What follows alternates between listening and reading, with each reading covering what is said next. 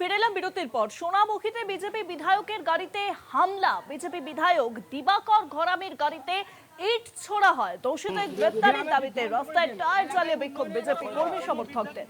বিধায়ককে খুনের হুমকি দেওয়া হয় বলেও অভিযোগ। আপনি হিন্দু মুসলিমের পোস্ট করেছিলেন কেন? তুমি কি বলছো? কেন কেন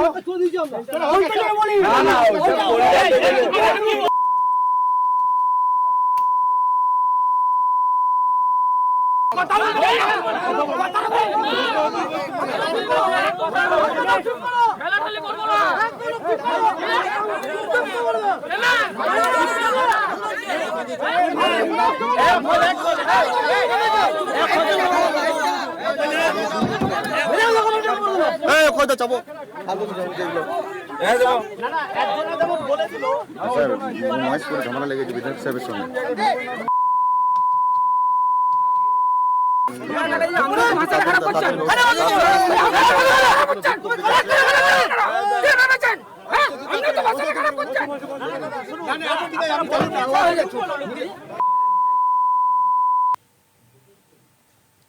আপনাদের দেখানো সোনামুখীর ঘটনার ছবি। সোনামুখীতে বিজেপি বিধায়কের গাড়িতে যেভাবে হামলা চালানো হয়, সেই হামলার ঘটনা একেবারে উত্তপ্ত পরিস্থিতি তৈরি হয়েছে। বিজেপি বিধায়ক দিবাকর ঘরামির গাড়িতে ইট ছোড়া হয়। দোষীদের গ্রেপ্তারের দাবিতে রাস্তায় টায়ার জ্বালিয়ে বিক্ষোভ বিজেপি কর্মী সমর্থকদের। বিধায়ককে খুনের হুমকি দেওয়া হয় বলেও অভিযোগ।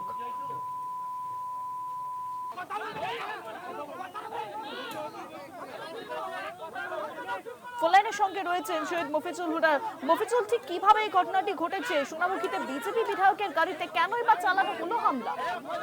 দেখো, গতকাল সোনামুখীর মহেশপুরে বিজেপি বিধায়ক এক অসুস্থ ব্যক্তির কাছে হুইল চেয়ার নিয়ে যান এবং এলাকাবাসীরা ঘিরে ধরেন বিধায়ককে, যে তাকে ভোটের আগে দেখা যায়নি এবং বিধায়কের অভিযোগ যে তাকে এলাকায় তৃণমূলের কিছু দুষ্কৃতীরা তাকে অ্যাটাক করে এবং তিনি এক অসুস্থ রোগীকে একটি হুইল চেয়ার দান করতে গিয়েছিলেন এবং সেই সময় ফেরার পথে তাকে আটক করা হয় এবং তাকে আক্রমণ করা হয় এবং তার গাড়িতে ঢিল ছোড়া হয়, এমনটাই অভিযোগ করছে। অপরদিকে তৃণমূলের দাবি যে এটা তৃণমূলের কেউ নয়, স্থানীয় বাসিন্দারা দীর্ঘদিন বিধায়ককে কাছে পায়নি, হঠাৎ দেখতে পেয়ে তারা বিক্ষোভ দেখিয়েছে, এমনটাই অভিযোগ তৃণমূলের তরফ থেকে।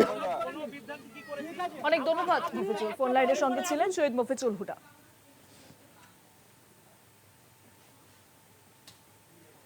আপনার অঞ্চল রাধামোহনপুর অঞ্চল, এই অঞ্চলের জন্য আপনি কি করেছেন, এটা মানুষের অধিকার।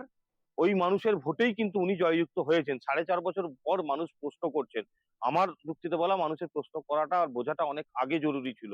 4.5 বছর মানে অনেকটা দিন অতিবাহিত হয়ে গেছে। দেখুন, মানুষের সাথে মানুষের পাশে তো কখনোই দিবাকরভাবে থাকেনি। আর এটা জনগণের আওয়াজ।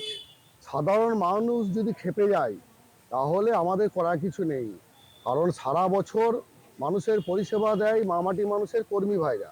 তৃণমূল কংগ্রেস পরিষেবা দেবে আর দিবাকর ঘরামি 5 বছর পর হুট করে গ্রামে গিয়ে জাতপাতের সুরসুরি দিয়ে ভোট ভিক্ষা করবে, এটা জনগণ সুস্থভাবে মানতে পারবে না বলে তার বিরুদ্ধে এরা প্রতিবাদ